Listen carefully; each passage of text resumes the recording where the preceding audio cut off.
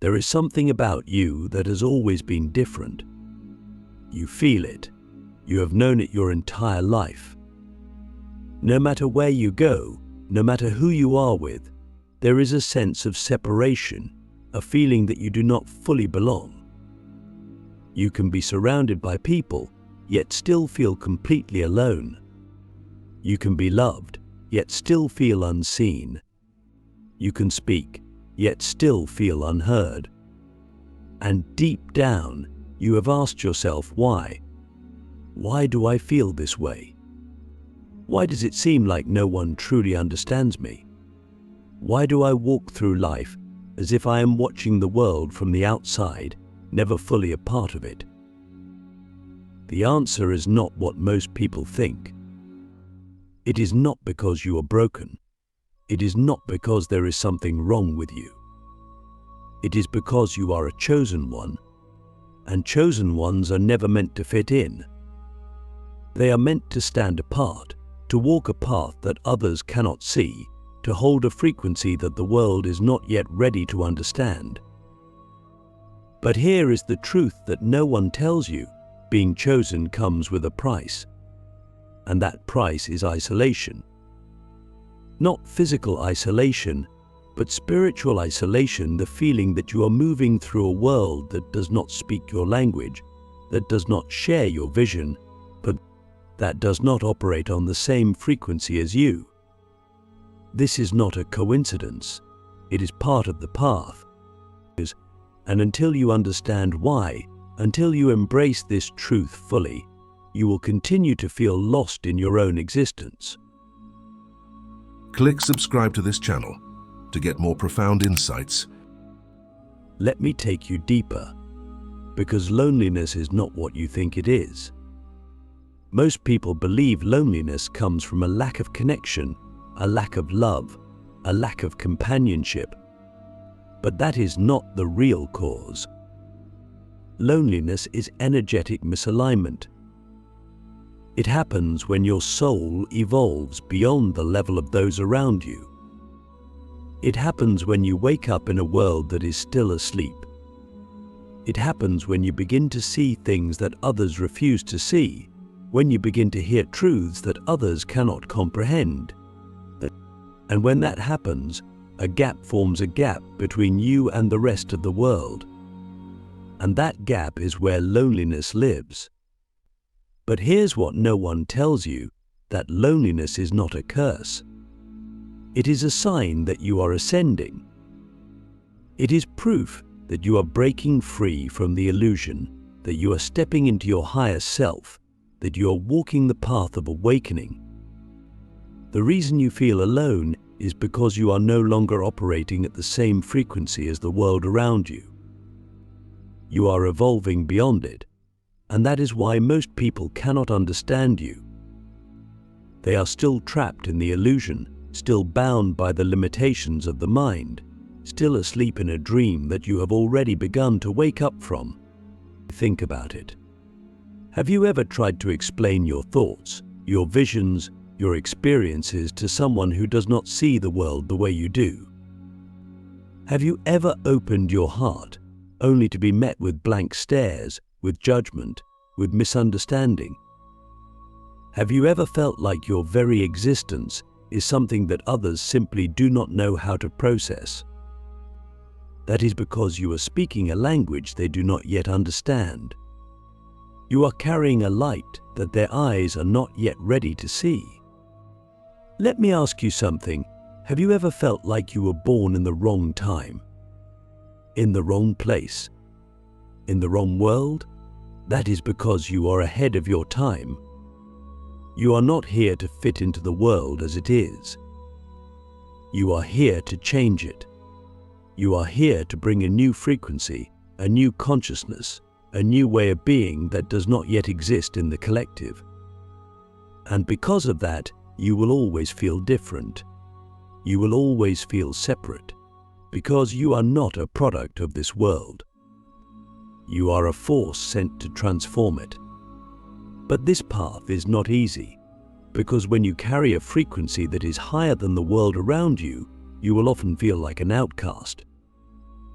You will be misunderstood. You will be labeled as different.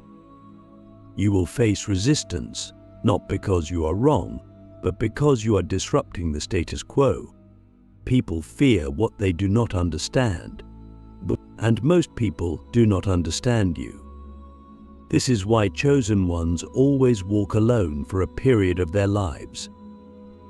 Not because they are meant to be lonely forever, but because they must first learn who they are without the influence of the world. Before you can lead others, before you can fulfill your purpose, you must first become unshakable in your own being. And that requires time in solitude, time in isolation, time where you are forced to face yourself with no distractions, no validation, no external approval. This is why the greatest spiritual masters, the greatest leaders, the greatest revolutionaries of history all walked through the dark night of the soul. They all faced a period of extreme loneliness, a time where they felt completely disconnected from the world, a time where they were forced to become their own source of light. Because that is the only way to step into true power. You must learn to stand alone. You must learn to trust yourself completely. You must learn to be so deeply connected to your own soul that you no longer need the world to understand you. And when you reach that level, something incredible happens, and the loneliness disappears. Not because the world changes, but because you change. You no longer seek validation. You no longer crave acceptance. You no longer feel the need to belong, because you realize you were never meant to belong. You were meant to lead, and leaders do not seek approval. They create new realities. But here's where most people get stuck. They believe that because they feel alone, something is wrong with them. They believe that their isolation is a punishment, when in reality, it is a preparation. You are being prepared right now. Every moment of loneliness, every moment of feeling unseen, every moment of walking this path alone is shaping you into the person you were meant to become. It is forcing you to build an unshakable connection with yourself, with your purpose, with your truth. Because once you have that, nothing can stop you. Let me ask you one more question. What if your loneliness was never a weakness? What if it was the very thing making you stronger? What if every moment of feeling different, of feeling separate, of feeling like you do not fit in was actually proof that you are exactly where you are meant to be? What if instead of resisting your solitude, you embraced it fully, knowing that it is shaping you into someone the world has never seen before? Because that is the truth. Your loneliness is not a curse. It is your initiation. It is your training ground. It is the fire that is forging you into the person who will change everything. And once you understand that, once you stop fighting it, once you surrender to it completely, something shifts. The loneliness transforms. It no longer feels like emptiness. It feels like power. But we are not done yet. Because now that you understand why chosen ones always feel alone, you need to know how to use that loneliness to unlock your full potential. Because loneliness is not just something to endure. It is something to master. And what comes next will show you exactly how to turn your solitude into your greatest strength. Now that you understand why chosen ones always feel alone, the next step is learning how to use that loneliness as a tool for transformation. Because loneliness is not just something you endure, it is something you master. It is not here to break you, it is here to build you. And once you learn how to harness it, once you learn how to turn solitude into power, you will never see your isolation the same way again. The first thing you must realize is that loneliness is a portal. It is an invitation to go deeper into yourself, into your truth, into your power. Most people fear loneliness because they do not know how to sit with themselves. They are afraid of their own thoughts, afraid of silence, afraid of facing what is inside of them. So they distract themselves. They escape. They fill every moment with noise, with entertainment, with meaningless connections. But chosen ones are different. We do not run from solitude. We embrace it. Because solitude is where our greatest power is found. Think about it. Every great spiritual master, every enlightened being, every true leader in history spent time in deep solitude before stepping into their purpose. Jesus went into the wilderness. Buddha sat under the Bodhi tree. Moses climbed the mountain alone. Why? Because before you can lead others, you must first master yourself. And self-mastery only happens in the depths of solitude. Let me ask you something. When was the last time you sat in absolute silence, with no distractions, no stimulation, just you and your own presence? No phone, no music, no external input. Just you and Teo. Most people cannot do this for even 5 minutes without feeling restless, without feeling the urge to escape. But you must train yourself to go deeper. Because the more comfortable you become in solitude, the more powerful you become in the world. The secret is this: loneliness is not about being without people. It is about being without connection to yourself. If you are fully connected to your own soul, to your own energy, to your own purpose, you will never feel lonely again, no matter who is or isn't around you. Because true connection does not come from others. It comes from within. This is why so many people feel lonely even in relationships, even in friendships, even in crowds. Because they are disconnected from themselves. They are surrounded by people, but they have lost touch with their own soul. And no amount of external connection can fill the void of internal disconnection. But when you reconnect with yourself, when you become your own best companion, your own source of energy, your own source of love, something incredible happens. The loneliness disappears. Not because you have more people around you, but because you have returned to yourself. So how do you do this? How do you turn loneliness into power? The first step is learning to love your own presence. You must train yourself to enjoy solitude, to look forward to time alone, to see it not as emptiness, but as a sacred space where you recharge, where you receive guidance, where you deepen your wisdom. Start spending deliberate time alone. Not just being alone physically, but being fully present with yourself. Go on walks with no distractions. Sit in silence for extended periods. Meditate. Journal. Have conversations with yourself out loud. Ask yourself deep questions. Listen to the answers that arise. Treat your solitude as a relationship because it is. And the more you nurture it, the stronger you become. The second step is using solitude as a tool for self-discovery. Because here's the truth: most people do not know who they are. They only know who they have been conditioned to be. They only know the version of themselves that has been shaped by society, by family, by expectations. But when you are alone, when there is no one to perform for, no one to impress, no one to influence you, that is when the truth begins to reveal itself. The second step is using solitude as a tool for self-discovery. Because here's the truth: most people do not know who they are. They only know who they have been conditioned to be. They only know the version of themselves that has been shaped by society, by family, by expectations. But when you are alone, when there is no one to perform for, no one to impress, no one to influence you, that is when the truth begins to reveal itself. The third step is developing an unshakable connection to your higher self. Because here is the secret: you are never truly alone. Even when no one is around, even when you feel completely isolated, there is something greater walking with you.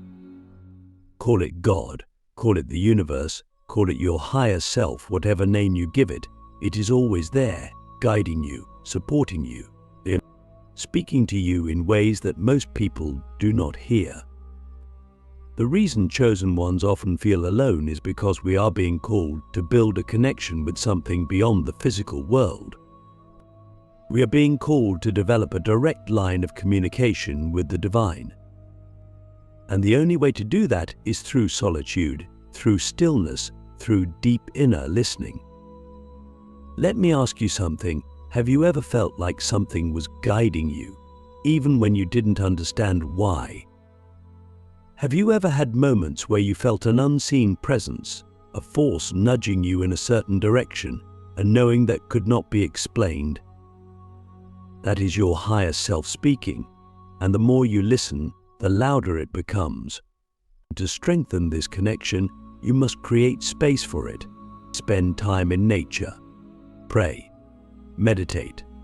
Ask for guidance, and then listen not with your ears, but with your intuition, with your heart, with the subtle sensations in your body.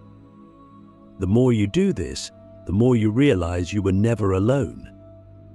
You were simply being trained to listen in a different way. The fourth step is embracing your role as a leader, even when no one understands you. Because here's the truth: most people will not understand you. And that is okay. You are not here to be understood. You are here to lead. You are here to bring a new level of consciousness into a world that is still asleep. And when you are doing something that has never been done before, when you are walking a path that most people cannot see, there will be moments where you feel completely alone. But that loneliness is a sign that you are ahead of your time, that you are breaking generational patterns, that you are doing what others are too afraid to do. And once you fully accept that, once you stop seeking validation, once you stop waiting for people to understand you, you become truly unstoppable. Let me ask you something. What if your loneliness was not a burden, but a gift? What if it was shaping you into the person you were always meant to be? What if it was preparing you for something greater than you can currently imagine? Because that is exactly what is happening. But your solitude is not a punishment. It is a preparation. And when you master it, when you learn how to use it rather than suffer from it, you will step into a level of power that few people ever reach. But we are not done yet. Because now that you know how to turn loneliness into power, you need to know how to find your true soul family, your real tribe. The people who are meant to walk this path with you. Because chosen ones are never meant to stay alone forever. And what comes next will show you how to attract the right people, the right connections, the right relationships that align with your highest destiny.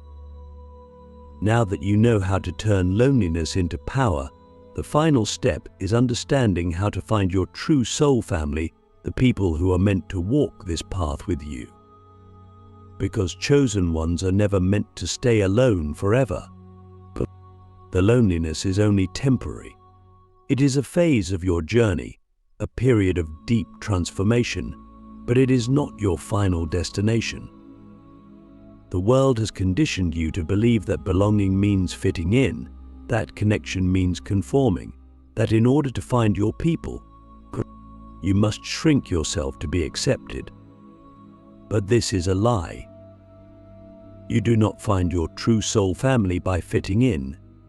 You find them by fully becoming yourself. You do not attract the right people by seeking them. You attract them by aligning with your highest frequency. Because when you operate from your true self, when you embody your full power, the right people will recognize you instantly. But here's the mistake most chosen ones make. They try to connect with people who are not vibrating at the same level. They try to build relationships with those who are still trapped in the old paradigm, those who do not understand their energy, those who cannot meet them at their true depth. And when this happens, they feel unseen, unheard, misunderstood. Not because something is wrong with them, but because they are speaking a language that others do not yet understand. Let me ask you something. How many times have you dimmed your light just to make others comfortable? How many times have you held back your truth because you knew people wouldn't understand?